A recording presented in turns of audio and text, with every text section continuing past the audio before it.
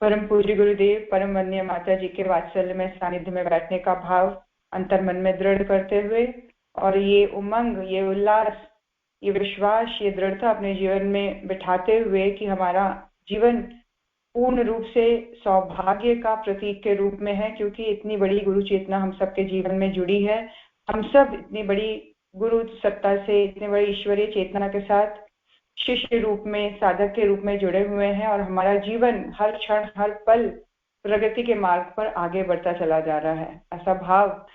और गुरुदेव के स्वाध्याय के माध्यम से जो शब्द हमारे कानों में जा रहे हैं वो हमारी अंतर चेतना को ऊर्ध्वगामी बनाती चली जा रही है। ये पूरी जर्नी, ये पूरी ह्यूमन जर्नी कॉन्शियसनेस के एलिवेट होने की जर्नी है, चेतना के ऊर्ध्वगमन की जर्नी है और कुछ नहीं है। हम इस बात के लिए बहुत ही, जिसको बोलते हैं, थैंकफुल रहें, हमारे अंदर ग्रैटिट्यूड आए इस बात को लेकर कि हमें हमारा ये जन्म सार्थक है, हमारे इस जन्म में उद्देश्य है, हमारे इस जन्म में पर्पस है, हमारा इस जन्म में बहुत बड़े गोल्स हैं और ये गोल्स गुरु सत्ता से जुड़कर हैं, ये उद्देश्य गुरु चेतना के साथ जुड़कर हमें मिले हैं। आइए इस भाव से अपने हृदय को उत्प्रोत करते हुए आज के स्वाध्याय का क्रम शुरू करते हैं। गुरु सत्ता हमें बता रही है किस तरह से ईश्वर को समझना। ईश्वर को गुरुदेव ने क्या बताया? ईश्वर दिव्य चेतना है, अतः सद्गुणों और सत्प्रवृत्तियों के रूप में इसे देखा जा सकता है, ना कि एक बहुत ही मोटे मान्यता के रूप में कि भाई किसी की नौकरी अच्छी हो गई, किसी के गाड़ी बड़ी बड़ी आ गई, किसी का घर बहुत बड़ा बन गया, किसी के बेटे को बहुत बड़ी नौकरी मिल गई, किसी की बेटी की बहुत बड़े घर में शादी हो गई, तो यही ईश्वर की कृपा है। नहीं, एक बहुत ही छोटी डेफिनेशन लेके हम अपने जीवन में चलते हैं। बड़ी डेफिनेशन और सही डेफिनेशन, सत्य को अगर हम जानने का प्रयास करें तो गुरु सत्ता हमें ये बता रही है कि ईश्वर और कुछ नहीं, और उसकी कृपा और कुछ नहीं है, सद्गुणों की वृद्धि के रूप में होती है, सत्य प्रवृत्तियों की वृद्धि, हमारी चॉइसेस में, हमारी लाइकिंग में अच्छी चीजों का ऐड हो जाना ही गुरु कृपा है। हमें हमारे आनंद का जो स्तर है वो जितनी पवित्रता और दिव्यता से जुड़ता चला जाएगा, हम उतने ही ईश्वर के नजदीक होते चले जाएंगे। इसीलिए गुरुदेव ने कहा चेतनात्मक रूप में सद्गुण और सत्प्रवृत्ति ही ईश्वर के रूप में समझा और देखा जा सकता है। इन सत्प्रवृत्तियों की पूजा ही भगवान की पूजा है। पूजा क्या है? पूजा फोटो के आगे बैठना नहीं है, पूजा है इन्हीं सत्प्रवृत्तियों का संवर्धन, इन्हीं सत्प्रवृत्तियों की स्थापना अंतर्मन में, इन्हीं सद्गुणों सत्प्रवृत्तियों को धारण करना ही वास्तविक पूजा है। इन सद्गुणों को समाप्त करने वाले ही राक्षस कहलाते हैं।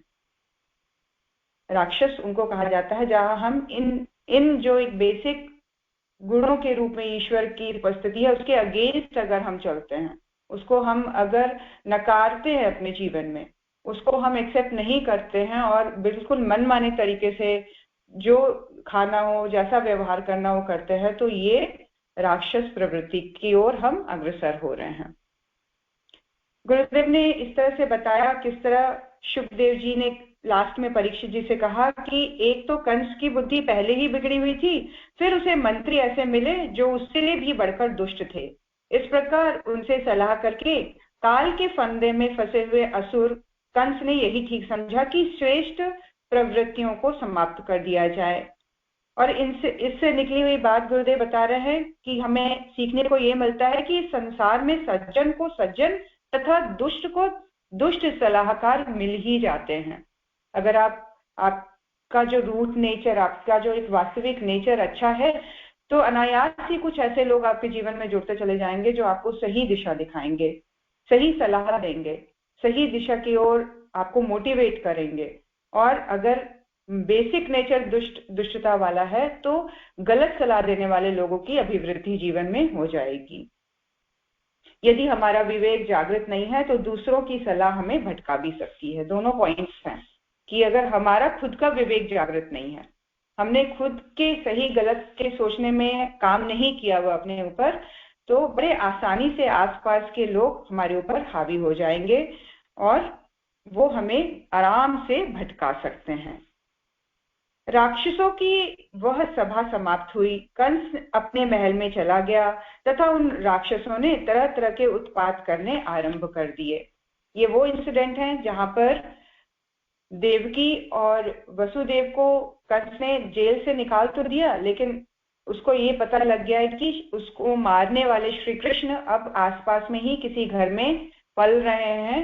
तो वो घबरा कर अपनी मंत्रियों के साथ ये मीटिंग कर रहा है कि अब इसका सोल्यूशन क्या किया जाए। तो अंततः यही उन्होंने डिसाइड किया कि जहां भी अच्छे कार्य होंगे, जहां भी सत्प्रवृत्ति वाले लोग होंगे, उनको परेशान करना, उनको मारना शुरू कर देना चाहिए। इससे उस बालक का भी अंत हो जाएगा जो कंस का वध करेगा। उन असुरों की प्रवृत्ति तमोगुणी थी। तमोगुण के कारण उनका चित्त उचित और अनुचित के विवेक से रहित हो गया था। उनके सिर पर मौत नाच रही थी। यही कारण है कि उन्होंने संतों से द्वेष किया। अब ये वाली वृत्ति क्यों जागृत हुई कि भाई अच्छे काम करने वालों को डिस्टर्ब किया जाए, अच्छे काम करने वालों को डीमोटिवेट किया जाए, अच्छी दिशा की ओर अग्रसर होने वाले को कमजोर समझा जाए, बेवकूफ समझा जाए। ये वाली वृत्ति इसीलिए उनके अंदर जागी क्योंकि उनकी जो प्रधान प्रवृत्ति थी वो तमोगुणी थी। तमोगुणी होने के कारण उनको सही और गलत का विवेक ही खत्म हो चुका था।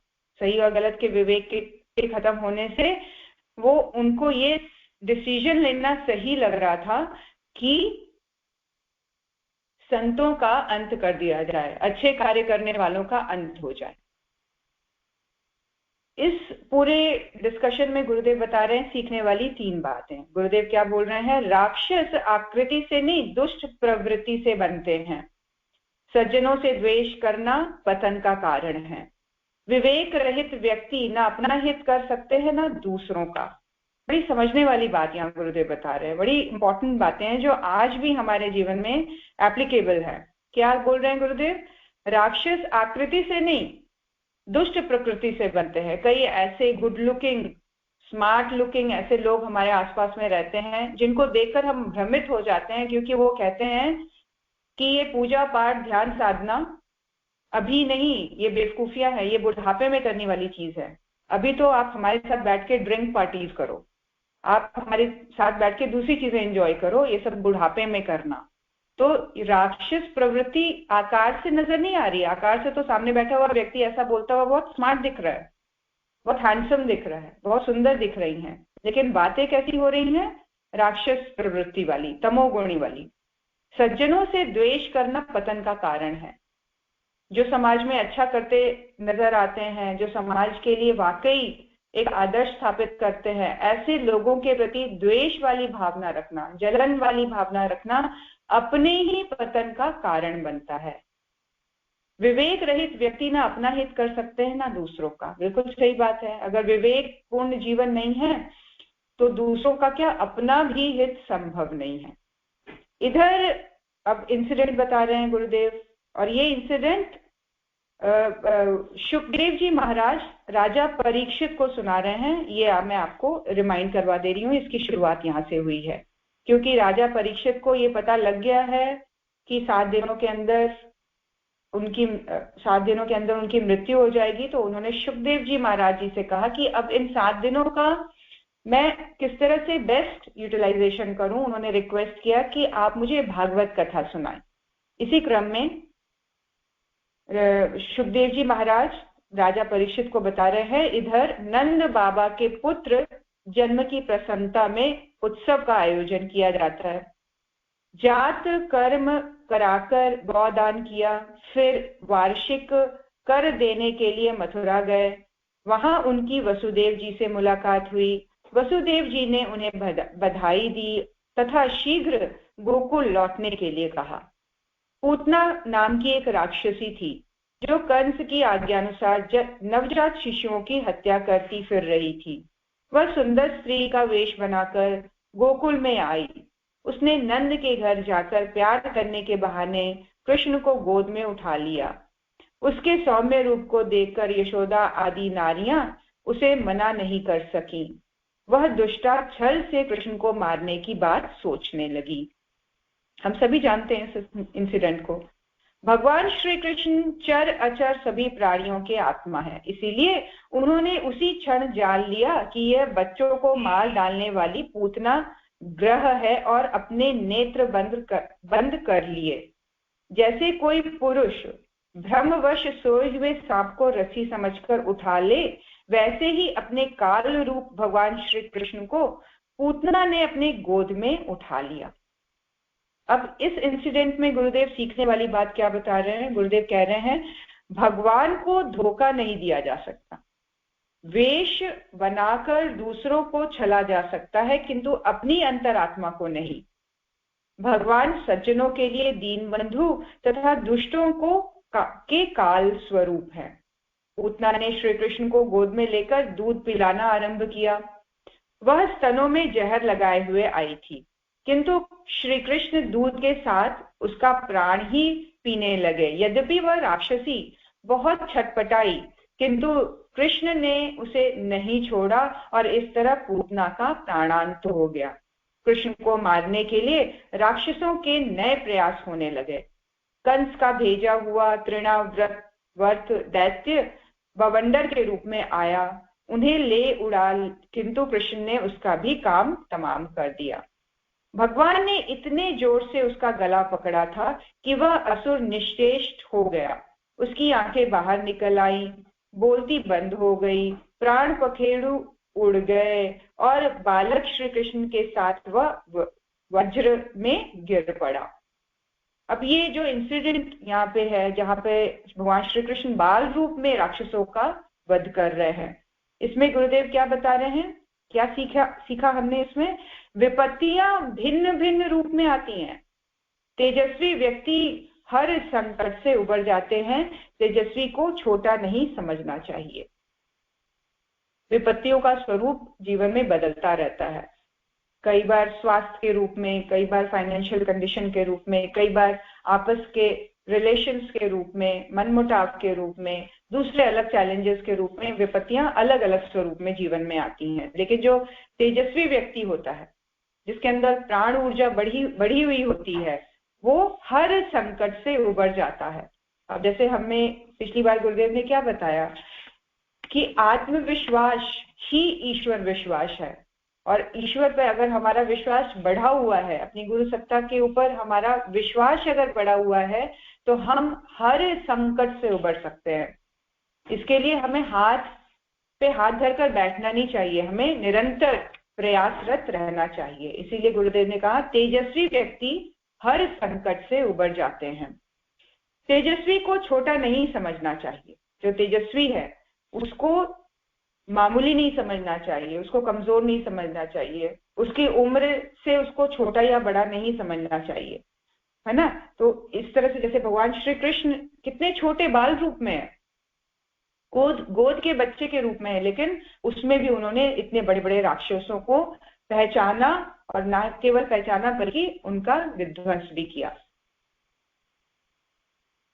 कृष्ण और बलराम गोकुल में तरह तरह की लीलाएं करते हुए बढ़ने लगे।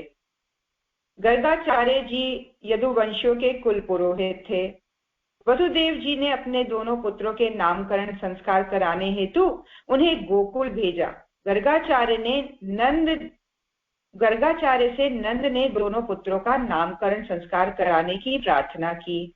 उन्होंने कहा, मैं यदुवंशियों का पुरोहित हूँ। यदि कंस को इस बात का पता लग गया तो वह इन्हें देवकी का पुत्र समझेगा। नंद आश्वासन दिया कि किसी को कानो कान भी खबर नहीं होगी। तब उन्होंने गौशाला में एकांत में दोनों बालकों के नामकरण संस्कार की व्यवस्था की। अब ये नामकरण संस्कार बहुत ही चुपके से, बहुत ही सीक्रेट तरीके से जो अपने वसुदेव जी हैं, उन्होंने गर्गाचार्य जो यदुवंशीय के कुल पुरोहित थे उनको भेजा, और बहुत सीक्रेटली उन्होंने कहा कि आप जाके इस संस्कार को करवाइए। संस्कार के होने का किसी को कानो कान खबर ना हो, क्योंकि अगर ये बात कानो कान किसी को कंस के पास चली जाती है तो इससे कृष्ण और वासुदेव और देवकी को खतरा हो सकता है। तो उन्होंने बिल्कुल गौशाला में जाके एकांत में दोनों बालकों का नामकरण किया। श्री सुखदेव जी कहते हैं गर्गाचार्य तो संस्कार चाहते ही थे। जब नंद बाबा ने उनसे इस प्रकार प्रार्थना की तब उन्होंने एकांत में छिपकर गुप्त रूप से दोनों बालकों का नामकरण संस्कार किया। अब देखिए संस्कार की इंपॉर्टेंस में यहाँ पे गुरुदेव बता रहे हैं। गुरुदेव बता रहे हैं नंबर 1 सीखने वाली बात, संस्कार आवश्यक है और समयानुसार संस्कार के विधि विधानों में परिवर्तन किया जाना उचित है। अब क्या हुआ है, सर्कमस्टांस कुछ ऐसे बने हैं कि इसको पब्लिकली नहीं किया जाना है, किसी को कानों कान खबर नहीं मिलनी चाहिए, तो उसमें उसको प्रोसेस को चेंज कर दिया गया और एकांत में किसी गौशाला में संस्कार करवाने के लिए वो सभी रेडी हो गए। तो 2 पॉइंट्स, एक संस्कार की आवश्यकता, किसी भी स्थिति में संस्कार हो ही जाना चाहिए और समयानुसार परिस्थिति के अनुसार संस्कार में फेर बदल किए जा सकते हैं। कृष्ण कुछ बड़े हुए तथा गोपाल के साथ खेलने लगे। एक दिन श्री कृष्ण के साथ खेलने वाले बच्चों ने आकर माँ यशोदा से शिकायत की कि कन्हैया ने मिट्टी खाई है। माँ ने सोचा इस तरह बच्चे की आदत बिगड़ जाएगी। उन्होंने आदत छुड़ाने के लिए कृष्ण भगवान को भय दिखाया। हितैषिणी यशोदा ने कृष्ण का हाथ पकड़ लिया। उस समय श्री कृष्ण की आंखें डर के मारे नाच रही थी। यशोदा माँ ने डांटकर कहा, क्यों नटखट, तू ढीठ हो गया है, तूने अकेले छिपकर मिट्टी क्यों खाई? तेरे साथ खेलने वाले सभी बालक तथा बलराम सभी तेरी शिकायत कर रहे हैं। कृष्ण बाल सुलभ चंचलता दिखाकर अपनी सफाई देने लगे। वे माँ को अपने दिव्य रूप का दर्शन कराना चाहते थे, इसीलिए बोले, माँ मैंने मिट्टी नहीं खाई, यदि आपको विश्वास ना हो तो मेरा मुंह देख लो। कृष्ण ने ऐसा करने पर यशोदा माँ ने उनका मुंह देखा तो आश्चर्यचकित रह गई। अब इसी इंसिडेंट के अंदर गुरुदेव कह रहे हैं सीखने वाली बात क्या, बच्चों को भरपूर प्यार दिया जाए किंतु उनकी गलत आदतें छुड़ाने का प्रयत्न करना चाहिए। बच्चों को प्रेम देने के साथ साथ उनके गलत आदतों को छुड़ाने का प्रयास करते रहना चाहिए। लाड में उसको कुछ भी करने दिया जाए ये सही बात नहीं है। शिशु निर्माण में माँ का विशेष दायित्व होता है। ये 2 बातें यहाँ पे सीखने को मिलती हैं। आगे गुरुदेव बता रहे हैं यशोदा ने देखा कि उनके मुंह में चर अचर संपूर्ण जगत विद्यमान है। आकाश व शून्य जिसमें किसी की गति नहीं, दिशाएं, पहाड़, द्वीप और समुद्रों के सहित सारी पृथ्वी, बहने वाली वायु, विद्युत, अग्नि और तारों के साथ संपूर्ण ज्योति मंडल सहित विश्व को यशोदा ने श्री कृष्ण के मुख के अंदर देखा। अब गुरुदेव बता रहे हैं ये पूरा इंसिडेंट हमें क्या बताता है, ये सारा जगत ईश्वरमय है। विश्व के रूप में ही परमात्मा का दर्शन किया जा सकता है। इस संपूर्ण विश्व के रूप में ईश्वर को देखने की समझ ही सही भक्ति है, सही तरह से आध्यात्मिक होने का मापदंड है। जब हम एक फोटो के अंदर ही नहीं, एक मूर्ति के अंदर नहीं, बल्कि ये समस्त विश्व चराचर जगत में ईश्वर को देखना आरंभ करते हैं, क्योंकि ये ईश्वर पूरी तरह से सारे ईश्वर में ही ये जगत है, ये जगत ही ईश्वर है, परमात्मा है।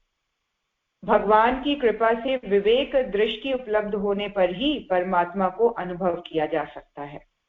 क्या बोल रहे हैं, भगवान की कृपा जब होती है तो वो विवेक दृष्टि मिलती है, वो एक डिफरेंट आउटलुक मिलता है, एक डिफरेंट माइंडसेट डेवलप होता है, जिससे हम परमात्मा को अनुभव कर पाते हैं, हम ईश्वर को जान पाते हैं, उसकी उपस्थिति अपने जीवन में हमें अनुभव होने लगती है और इसकी कृपा ईश्वर ही हमारे ऊपर करते हैं। ऐसी बुद्धि भगवान ही हमें देते हैं। माता यशोदा को भगवान के दिव्य दर्शन हो गए। वे ध्यानस्थ स्थिति में रह गई और मन ही मन उनकी स्तुति करने लगी। भगवान ने अपनी माया समेट ली और फिर से माता पुत्र जैसे स्वाभाविक चलने लगे। एक समय कृष्ण को खिलाने के लिए यशोदा दही मथकर माखन निकाल रही थी। कृष्ण उनके पास आए और दूध पिलाने का हठ करने लगे। माँ उन्हें दूध पिलाने लगी। इतने में अंगीठी पर रखे दूध में उफान आ गया। माँ कृष्ण को वहीं छोड़कर दूध उतारने के लिए दौड़ पड़ी। कृष्ण घर में घुसकर माखन खाने लगे। माँ ने देखा कृष्ण उखल पर चढ़े हुए माखन खा रहे हैं तथा बंदरों को भी खिला रहे हैं। माँ हाथ में छड़ी लिए हुए दौड़ी, कृष्ण भागे। माँ ने उन्हें पकड़ लिया और उखल से बांध दिया ताकि डरकर कृष्ण इस तरह की हरकतें छोड़ दे। माँ अन्य गृह कार्यों में लग गई। कृष्ण उस उखल को घसीटते हुए घर के बाहर पहुंच गए तथा उखल फंसाकर 2 वृक्षों को तोड़ दिया। कुबेर के पुत्र नल कबूर और मणिग्रीव, नल कबूर और मणिग्रीव, ये कुबेर के 2 पुत्र थे जो वृक्ष के रूप में थे। नारद जी के शाप के कारण वृक्ष हो गए थे, उनका उद्धार हो गया। वे दिव्य देह धारण करके भगवान की स्तुति करने लगे। हे प्रभु, आप प्रकृति शरीर से रहित हैं, फिर भी अब आप ऐसे पराक्रम प्रकट करते हैं जो साधारण शरीर धारियों के लिए शक्य नहीं है, और जिनसे बढ़कर तो क्या, जिनका सामना भी कोई नहीं कर सकता। तब उनके द्वारा उन शरीरों में आपके अवतारों का पता चल पाता है। उन्होंने क्या प्रार्थना की, उन्होंने क्या एक तरह से भगवान के सामने उन्होंने उनकी रियलिटी को जो उन्होंने महसूस किया, अनुभव किया, वो बताया कि आप जो है प्रकृति से परे हैं, प्रकृति से रहित हैं, और ऐसा पराक्रम जो आप प्रकट कर रहे हैं ये शरीरधारियों के लिए संभव नहीं है, क्योंकि इतना छोटा शरीर इतने भारी उखल को कैसे खींच के लाएगा, और उसके उखल को खींचने से वृक्षों को गिरा देने की शक्ति है ना। तब उनके द्वारा ये समझ में आता है, ऐसा करने के द्वारा, कि ये अवतारी चेतना आई है, इस तरह से जानकारी देते हैं। अवतारी चेतना इस तरह से असंभव कार्य को संभव करके हमें जानकारी देते हैं कि यह सामान्य मनुष्य नहीं है, अवतारी चेतना है। अब भगवान, अब इससे समझने वाली बात गुरुदेव बता रहे हैं कि भगवान शरीर रहित है, किंतु शरीरों में भगवान की शक्ति अवतरित होती है। भगवान हमेशा शरीर से रहित होते हैं, शरीर से बंधे हुए नहीं होते, वो बिल्कुल एक इंस्ट्रूमेंट की तरह काम करते हैं शरीर के द्वारा, और शरीरों में भगवान की शक्ति अवतरित होती है। वो शक्ति जो है वो उस शरीर में प्रवेश करती है, वो शरीर भगवान नहीं है।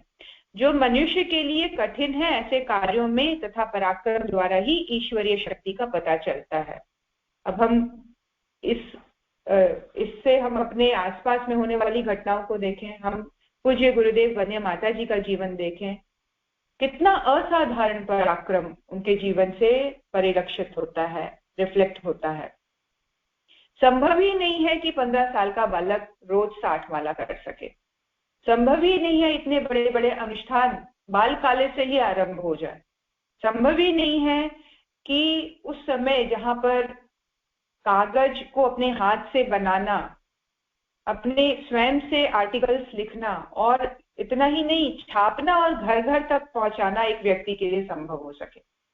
ये असंभव जैसे दिखने वाले कार्य को अगर हम विवेकपूर्ण तरीके से समझने का प्रयास करें तो गुरु कृपा से हम समझ पाएंगे कि हम किनसे जुड़े हुए हैं, ये शक्ति कौन है, ये शक्ति धारा कौन है जो गुरु रूप में हमारे जीवन में आई है। दिखने में साधारण मनुष्य जैसी लगती है, लेकिन वास्तविक रूप से एक अवतारी शक्ति, अवतारी चेतना एक मनुष्य रूप में आकर हम सबके बीच में लीला कर रही है। और हम कितने सौभाग्यशाली हैं कि हम इतने बड़े उनके प्रयोजन के साथ, उनके प्रोजेक्ट के साथ हम जुड़े हुए हैं। और इस जुड़ने में हम कई बार अनुभव करते हैं कि असंभव जैसे कार्य गुरुदेव हम सबके द्वारा भी समय समय पर करवा रहे हैं और आगे भी करवाएंगे। तो ये समझने वाली बात, और ये ईश्वर की कृपा से ही संभव है। विवेकपूर्ण तरीके को जब हम अपने अंदर प्रैक्टिस से फोर्सफुली डेवलप करते हैं, वो माइंडसेट को डेवलप करने का प्रयास करते हैं, उस चिंतन प्रणाली को अपने अंदर जब हम बढ़ाने का प्रयास करते हैं, प्रोड्यूस करते हैं, उसको ग्रो करते हैं, उसको सींचते हैं, उसको पानी देते हैं, खाद देते हैं इस तरह के विचारों को, जहां हम चेतना को समझने का प्रयास करें, जहां हम अपनी लाइफ की जर्नी को समझने का प्रयास करें, तो वो विवेक अनायास ही अपने अंदर जागृत होता है, जहां हम समझ पाते हैं कि हम कितने इंपॉर्टेंट हैं, हम समझ पाते हैं कि हम कितने सौभाग्यशाली हैं। हम समझ पाते हैं कि हमारा जीवन सामान्य क्रम में जीने वाला नहीं होना चाहिए। हमारा समय बहुत इंपॉर्टेंट है, हमारे जो प्रतिभाएं हैं बहुत ही इंपॉर्टेंट है। हमारे पास जो भी धन प्रतिभा है उसका सही उपयोग होना चाहिए, वो बहुत इंपॉर्टेंट है, क्योंकि हम बहुत इंपॉर्टेंट प्रोजेक्ट के मेंबर हैं। तो इस तरह से मनुष्य के लिए कठिन दिखने वाले कार्यों को जब कोई व्यक्ति आसानी से करता दिखाई दे तो हम उसको समझने का प्रयास करें, हम उससे जुड़ने का प्रयास करें, हम उसके द्वारा अपने जीवन को परिवर्तित करने का प्रयास करें। कृष्ण की स्तुति कर वे दोनों अपने अपने लोक को चले गए। पेड़ टूटने की आवाज सुनकर माँ यशोदा तथा अन्य लोग दौड़े चले आए। कृष्ण को उखल से बंधा देखकर नंद बाबा ने रस्सी की गांठ खोलकर कृष्ण को गोद में उठा लिया। इस तरह अनेक लीलाओं द्वारा श्री कृष्ण सबको सुख पहुंचाने लगे। एक दिन गोकुल के सभी गोपों ने विचार किया कि यहाँ तरह तरह के उत्पात बढ़ते जा रहे हैं, अतः इस स्थान को छोड़ देना चाहिए। सर्वसम्मति से वृंदावन में बसने का निर्णय हुआ। सभी लोग अपने घरों का सामान छकड़ों में लादकर वृंदावन पहुंच गए तथा वहां सभी छकड़ों को अर्धचंद्राकर रखकर रहने का स्थान बना लिया। नए स्थान में आकर कृष्ण और बलराम बहुत प्रसन्न हुए। गोकुल से वृंदावन की ट्रांजिशन, सब लोग उठकर गोकुल से वृंदावन की ओर आगे शिफ्ट हो गए, जहाँ के भगवान श्री कृष्ण और बलराम दोनों बहुत ही प्रसन्न दिखाई दे रहे हैं। दोनों भाई अपनी तोतली बोली और अत्यंत मधुर बालोचित लीलाओं से गोकुल की ही तरह वृंदावन में ब्रजवासियों को आनंद देते रहे।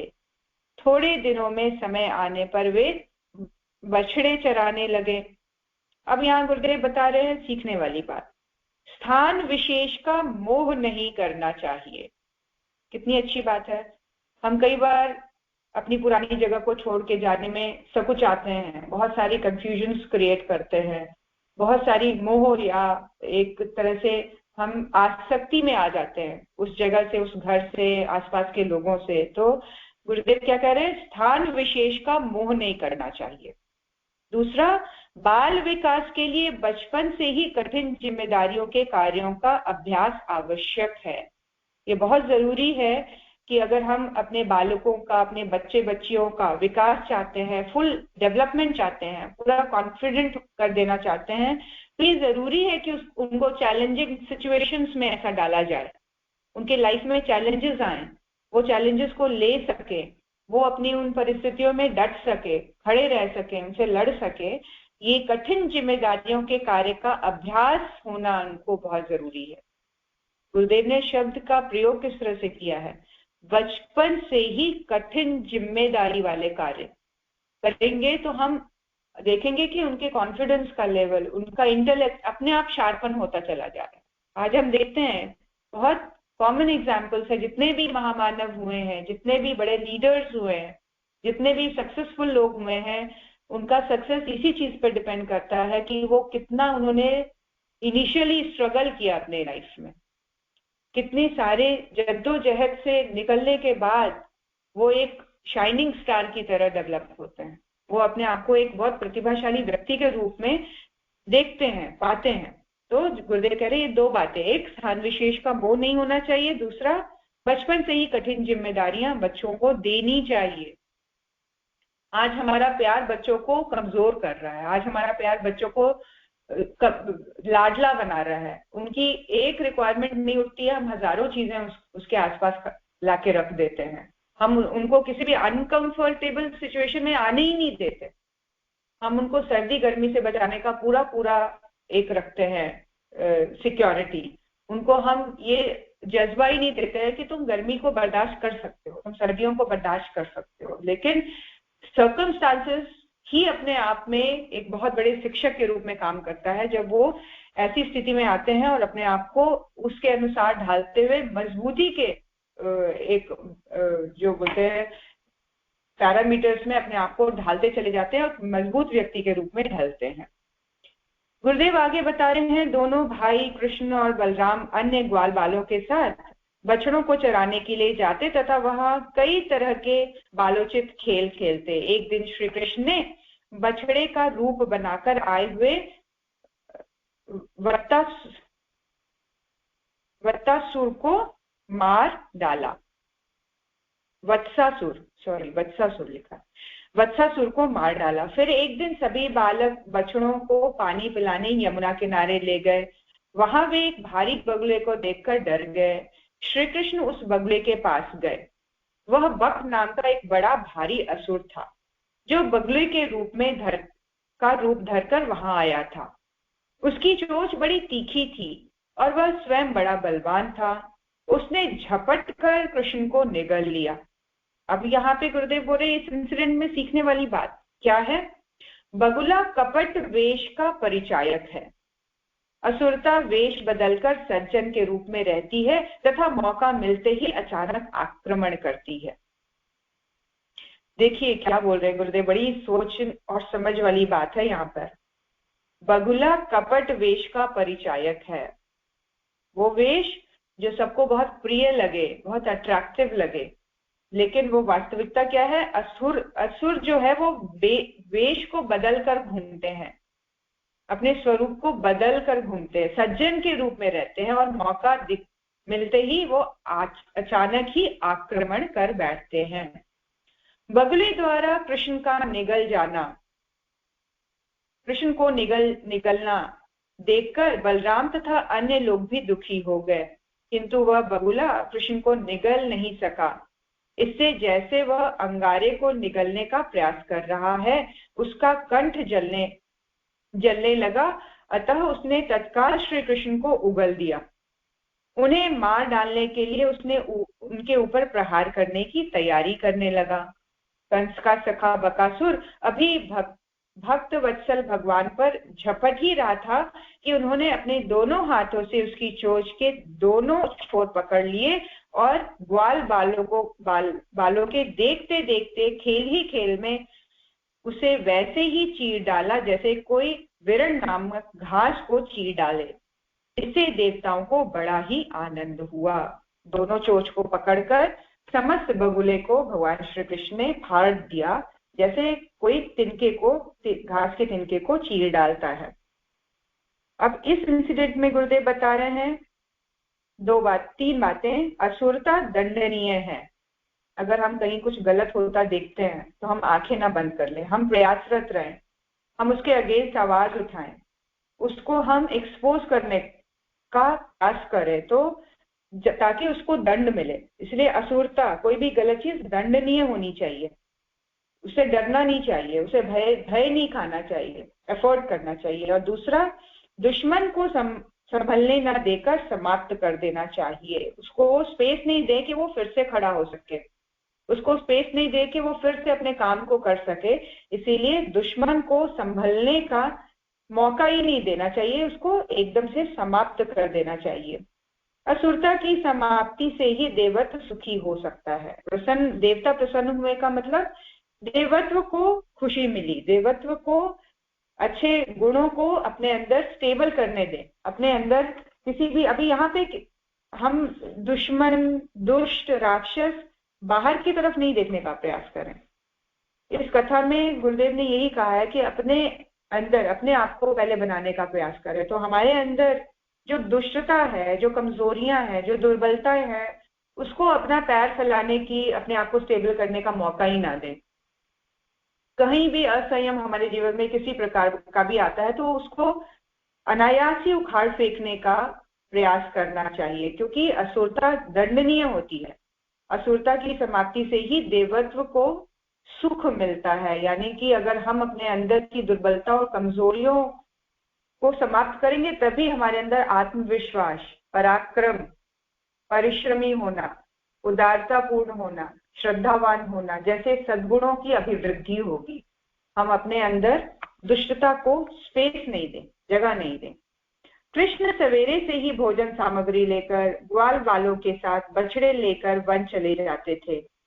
बछड़े घास चरते रहते और बालक मिलजुल कर तरह तरह के खेल खेलते रहते। एक बार सभी बालकों ने बछड़ों को पानी पिलाकर चरने के लिए छोड़ दिया। कृष्ण ने कहा, मित्रों, अब दिन बहुत बढ़ गया है, अब हम लोगों को भोजन कर लेना चाहिए। ग्वाल बालों ने एक स्वर में कहा, ठीक है ठीक है। उन्होंने बछड़ों को पानी पिलाकर हरी हरी घास में छोड़ दिया और अपने अपने छीके खोल खोलकर भगवान के साथ बड़े आनंद से भोजन करने लगे। अब इसमें सीखने वाली बात गुरुदेव बता रहे हैं, कृष्ण बचपन से ही सबके साथ समानता का व्यवहार किया करते थे, इसीलिए सब उन्हें प्राणों से ज्यादा प्रिय मानते थे। समान व्यवहार का समान होना।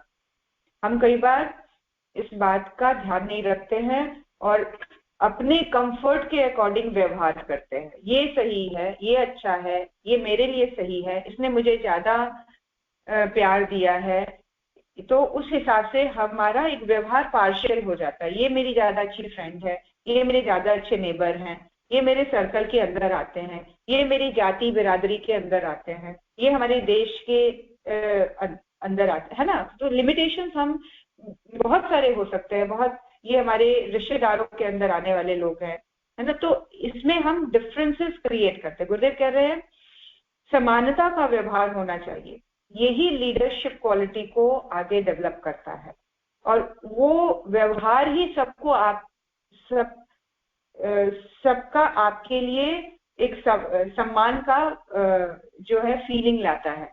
समान व्यवहार करेंगे तभी आपको सम्मान मिलेगा, तभी आपको प्रेम मिलेगा, तभी आपको आत्मीयतापूर्ण भाव से आपको देखेंगे। इसीलिए व्यवहार की समानता होनी बहुत जरूरी है। इसीलिए सब उन्हें प्राणों से भी ज्यादा प्रिय मानते थे, तभी सखा, क्योंकि भगवान श्री कृष्ण सभी ग्वाल वालों से समानता का व्यवहार करते थे।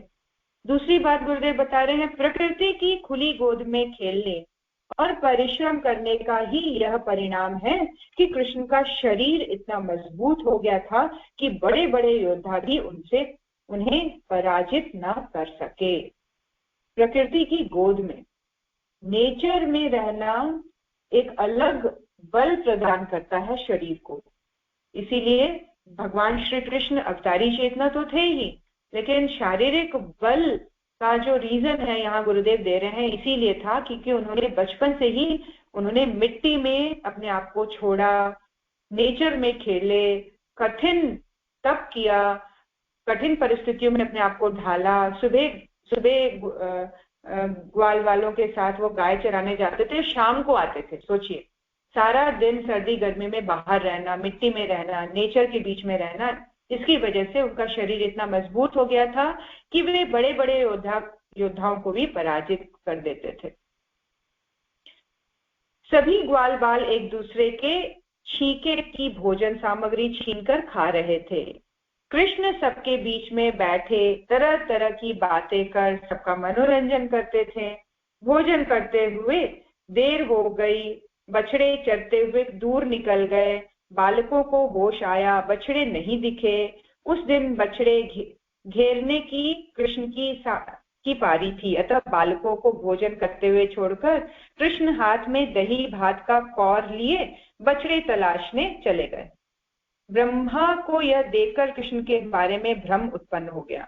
उन्होंने परीक्षा लेने के लिए बछड़ों को गुफा में छुपा लिया। जब बछड़े कृष्ण को नहीं मिले तब लौटकर ग्वाल बालों के पास आए, किंतु तब ब्रह्मा ने उन्हें भी छिपा दिया था। ब्रह्मा की यह करतूत देखकर श्री कृष्ण ने उन्हें सीख देने की सोची। बहुत इंटरेस्टिंग इंसिडेंट है ये, बड़े ध्यानपूर्वक सुनेंगे। देखिए क्या होता था कि पारी सबकी लगी होती थी कि अब आज इसकी पारी है, सभी बछड़ों को इकट्ठा करके लाएंगे। तो आज का दिन कौन सा दिन है? जब भगवान श्री कृष्ण की पारी है कि वो बछड़ों को इकट्ठा करके वापस वृंदावन की तरफ ले चले। तब यहाँ क्या हो रहा है, ना कृष्ण भगवान को बछड़े मिले और जब वापस आए तो ग्वाल बाल भी नहीं है। अब ये क्या है, इसके पीछे रहस्य है कि ब्रह्मा जी बाल कृष्ण को देखकर कंफ्यूजन में आ गए हैं कि ये वाकई भगवान विष्णु के अवतार हैं। तो उनको टेस्ट करने के लिए उन्होंने ये नया एक सर्कमस्टांसेस क्रिएट कर दिया जहां पर ना उनको बछड़े मिल रहे हैं, इसको भी छुपा दिया माया से, ना ही उनको ग्वाल बाल मिल रहे हैं, उनको भी माया से उन्होंने छुपा दिया। तो कृष्ण भगवान को समझ में आ गई बात। अब उन्होंने ब्रह्मा जी की करतूत को देखकर उन्होंने उनको सीख देने की सोची। क्या सीख दी? सर्वात्मा भगवान स्वयं ही बछड़े बन गए और स्वयं ही ग्वाल बाल। अपने आत्मस्वरूप बछड़ों को अपने आत्मस्वरूप ग्वाल बालों द्वारा घेरकर अपने ही साथ अनेक प्रकार के खेल खेलते हुए व्रज में प्रवेश कर लिया। क्या हुआ? देखिए, भगवान कृष्ण बोलते हैं तुम मेरे साथ मेरी टेस्टिंग कर रहे हो। देखो, आत्म स्वरूप में ही उन्होंने कई रूप धारण कर लिए। कई सारे ग्वाल बाल कृष्ण भगवान में से निकले, कई सारे बछड़े भगवान श्री कृष्ण के शरीर में से निकले और एक पूरी टीम बन गई नेचुरल, और वो सारे ही आपस में हंसते खेलते व्रज में पहुंच गए। अब गुरुदेव बता रहे सीखने वाली बात। गुरुदेव कह रहे हैं इस लीला द्वारा भगवान ने संसार की इस वास्तविकता पर प्रकाश डाला है कि एक ही परमात्मा जीव रूप से सभी मनुष्य और पशुओं में समाया हुआ है। जो वास्तविक भक्त है, जो वास्तविक आध्यात्मिक दृष्टिकोण है, अंततः इसी बात को वो देखती है। चराचर जगत में परमात्मा, ये पूरा विश्व परमात्मा स्वरूप है। इसीलिए लीला द्वारा भगवान ने इस समस्त विश्व की रचना की है और स्वयं ही वो अलग अलग रूपों में विद्यमान है। एक वर्ष बीत जाने पर ब्रह्मा पुनः ब्रज आए। एक वर्ष यही चलता रहा है, किसी को पता ही नहीं लगा है कि जो बाल ग्वाल के रूप में अलग अलग घरों में जा रहे हैं वो कृष्ण का ही रूप है। किसी माता पिता ने इस बात को फील ही नहीं कर, पहचान ही नहीं पाए। और इस चीज को एक वर्ष हो जाने के बाद ब्रह्मा जी पुनः ब्रज में आए। उन्होंने देखा सारा कार्य यथावत चल रहा है, उनकी करतूत का कोई भी प्रभाव नहीं है। भगवान स्वयं ही ग्वाल बाल बछड़े आदि बने हुए हैं। ब्रह्मा ने जहां बछड़ों और ग्वाल बालों को छिपाया था वहां जाकर देखा तो वे भी यथावत। ब्रह्मा को बड़ा आश्चर्य हुआ, उन्होंने भगवान की महत्ता को समझा, वे कृष्ण की स्तुति करने लगे। जो पुरुष परमात्मा को आत्मा के रूप में नहीं जानते, उन्हें उस अज्ञान के कारण ही नाम रूपात्मक निखिल प्रपंच की उत्पत्ति का भ्रम हो जाता है, किंतु ज्ञान होते ही उसकी वास्तविकता का बोध हो जाता है। जैसे रस्सी में भ्रम के कारण ही सांप प्रतीत होता है और भ्रम की निवृत्ति होते ही उसकी निवृत्ति हो जाती है। जो पुरुष परमात्मा को आत्मा के रूप में नहीं जानते हैं, उन्हें उस अज्ञान के कारण ही इस नाम रूपात्मक निखिल प्रपंच की उत्पत्ति का भ्रम हो जाता है। आत्म स्वरूप का ही खेल है सारा। और परमात्मा को अगर आत्म स्वरूप में हम नहीं पहचानने का प्रयास करेंगे, नहीं अनुभव करने का प्रयास करेंगे, तो हम इस प्रपंच में जो ये संसार रूपी बनावट है, जो माया है, जो एक क्रिएशन है, वो उसमें हम बिल्कुल लपेटते हुए अपने आप को चले जाएंगे। हम उस जाल में अपने आप को पूरी तरह से फंसा लेंगे। मात्र एक ही दृष्टि है जो उस जाल से निकाल सकती है, वो आत्मानुभूति की दृष्टि। हम आत्म स्वरूप में अपनी और आत्म स्वरूप में परमात्मा की अनुभूति का प्रयास करें, प्रैक्टिस करें। उस समझ को अपने अंदर डेवलप करने का जब हम प्रयास करेंगे तो चीजें सुलझती चली जाएंगी, सॉल्व होती चली जाएंगी, प्रॉब्लम्स के पीछे के रीजन समझते चले जाएंगे। कोई भी चीज कठिन प्रतीत नहीं होगी, कहीं भी हम अपने आप को फंसा हुआ महसूस नहीं करेंगे, कहीं भी हम अपने आप को धोखा खाया हुआ, दुखी जैसा महसूस नहीं करेंगे। यही प्रपंच से बाहर निकलने की अनुभूति है। आत्म स्वरूप में परमात्मा को और स्वयं की जानकारी होना ही वो वास्तविक बोध है जो हमें इस प्रपंच से, इस बनावट से, ये पूरी क्रिएशन से ऊपर रखता है। क्रीम जैसे हमेशा ऊपर तैरती है, दूध के साथ सटी तो हुई है। संसार में हम रह तो रहे हैं लेकिन ऊपर उठ के हैं। फिर उसमें दुख भी है, उसका प्रभाव नहीं है। उसमें कोई परेशान कर रहा है, उसका ज्यादा इम्पैक्ट नहीं पड़ रहा। उसमें सिचुएशन कुछ अनकंट्रोल तरीके से होती चली जा रही है, अपने कंट्रोल में नहीं भी हो पा रही है, उसका दुख ज्यादा मन को छू नहीं रहा है, क्योंकि एक डिफरेंट लेवल की अंडरस्टैंडिंग से हम इस जीवन को बिताते चले जा रहे हैं। यही आत्म स्वरूप में ईश्वर को, स्वयं को जानने की बात। ठीक उसी प्रकार जैसे रस्सी को भ्रमवश सांप समझ लेना। सोचिए, रस्सी कितनी नॉर्मल सी चीज है, उठाकर फेंक देने वाली चीज है, उसको उससे डर के मारे हम प्राण को बचाते फिरते हैं। कब? जब हम अंधकार में होते हैं, जब हम अंधेरे में होते हैं, जब हम इल्यूजन में होते हैं, जब हम साफ देख या समझ नहीं पा रहे होते हैं, तो छोटी सी प्रॉब्लम मरणांतक लगती है। अब तो मेरा लाइफ खत्म हो जाना चाहिए, अब तो कुछ रह ही नहीं गया है मेरे जीवन में। ये क्या है? अंधकार का प्रभाव, माया का प्रभाव, अपने आप को सिर्फ शरीर तक समझ लेने का प्रभाव, अपने आप को लिमिटेड एंटिटी समझने का प्रभाव इस तरह से आता है। कम आत्मबल के रूप में, ज्यादा निराशा के रूप में। ये सारी चीजें क्या है? अपने आप को हमने समझने का, और अब हम जिससे जुड़े हैं उसके प्रभाव को समझने का हमने प्रयास नहीं किया। हम कौन सी शक्ति के साथ जुड़े हैं?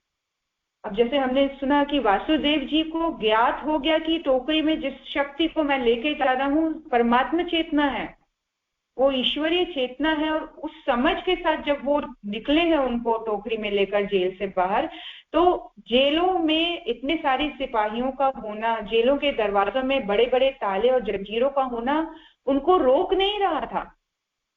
वो स्वतः ही इस विश्वास के साथ चल पड़े, तो अपने आप चीजें खुलती चली गई। सारे सैनिक सो गए और सारे दरवाजे खुल गए। इतने बड़े नदी में, यमुना नदी में बाढ़ आया हुआ था, सर सर तक पानी था, उन्होंने जगह दे दिया। असंभव दिखने वाले कार्य संभव होने लगते हैं जब हम ये विश्वास करते हैं कि हम किसके साथ जुड़े हुए हैं, किसका हाथ है हमारे सर पे।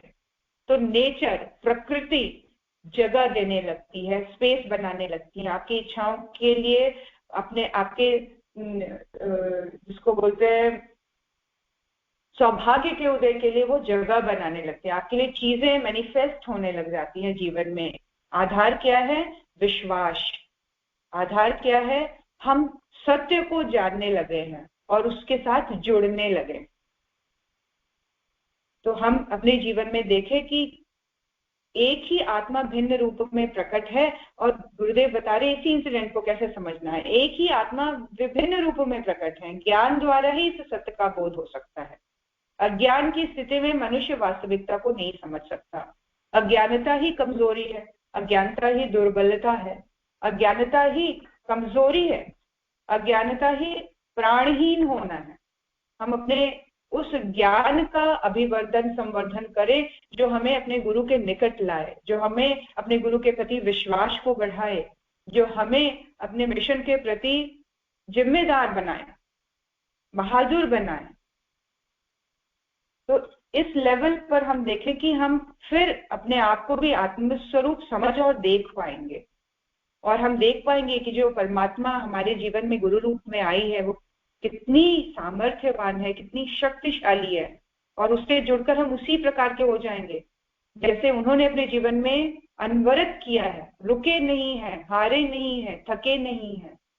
यही है आत्मस्वरूप में अपने आप को और ईश्वर को जानना। इस समस्त सृष्टि को परमात्मा स्वरूप जानना यही है, अपने ऊपर विश्वास करना। आइए गुरु सत्ता के चरणों में नमन करें। आज का ज्ञान हमारे जीवन में परिवर्तन का कार्य करे, हमारे जीवन में मोटिवेशन का काम करे, हमारी चेतना मूव हो, एलिवेट हो, ऊपर की तरफ बढ़े, हल्की हो, निश्चिंतता हमारे जीवन में बढ़ती चली जाए, विश्वास और दृढ़ता हम सबके जीवन में बढ़ती चली जाए। ऐसी प्रार्थना से गुरु सत्ता के चरणों में नमन। ओम नमो स्वनंताय सहस्रमूर्तये सहस्रपादाक्षिशिरोरुबाहवे सहस्रनाम्ने पुरुषाय शाश्वते सहस्रकोटियुगधारिणे नमः। सहस्रकोटियुगधारिणे नमः। ओम श्री गुरुदेवाय नमः। माता भगवते नमः। दादा गुरुदेवाय नमः। हाथ जोड़ के प्रार्थना। ओम अस्तु मा